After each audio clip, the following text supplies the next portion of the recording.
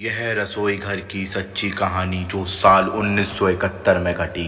Spain में एक Cordoba नामक शहर, इसी शहर में जुड़ा बेलमेज गांव। इस गांव में एक बूढ़ी स्पेनिश महिला अपनी पोती के साथ एक किराए के मकान में रहती थी।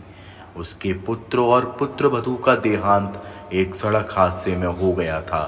हर डरावनी कहानी में कोई न कोई हादसा जरूर होता है। उसी प्रकार इस कहानी में भी आपको देखने को मिलेगा। एक बूढ़ी महिला रसोई घर में कुछ खाने का सामान पका रही थी। अचानक उसकी पोती केन्या की चीख निकल पड़ी। बूढ़ी औरत की निगाह उस तरफ गई जहां केन्या देखकर चीख रही थी। तभी देखते ही देखते उसके मुंह से भी चीख निकल पड़ी। उसने देखा रसोई घर के फर्श की सफ़ेद रंग की टाइल्स पर एक भयानक काला साया दिखाई दे रहा था। बुजुर्ग महिला ने थोड़ी हिम्मत करी और फर्श पर पोंछा लगाकर उस काले साए को मिटाने की कोशिश की, लेकिन टाइल्स के साफ होते ही वह भूत का साया फिर से चमकने लगा।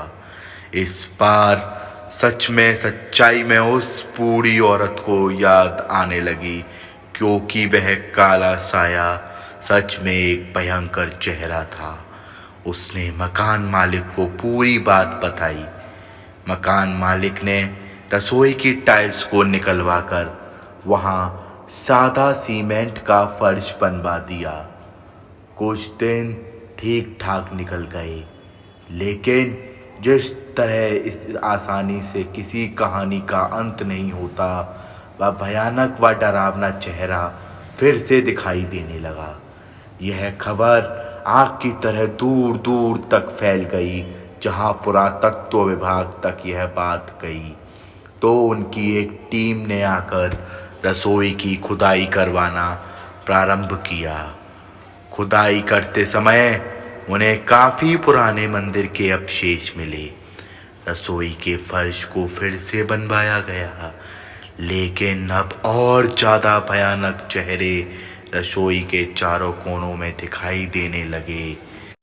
ये भूतिया अब और भी ज़्यादा भयानक दिखाई देने लगे।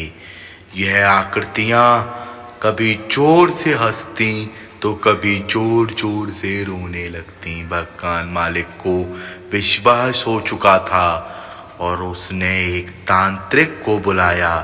उसने अपनी तंत्र विद्या से पता लगाया कि यहाँ कभी एक पुराना मंदिर था जहाँ पुजारी मिलकर हवन किया करते थे। एक दिन ऐसे ही हवन करते हुए बहुत बड़ा भूकंप आया, जिसमें लगभग 40 से ज़्यादा पुजारी मंदिर समेत दब गए। तभी से उनकी रूहें मदद के लिए चीखती रहती हैं। उन्हीं के चेहरे मुक्ति पाने के लिए इंसानों को देखकर उनसे मुक्ति दिलाने को कहते हैं। यही रसोई घर का सच है। तांत्रिक ने फर्श पर पवित्र जल छिड़क दिया। उसके बाद वह भयानक साए कभी नहीं दिखाई दिए। शायद उन्हें मुक्ति मिल गई।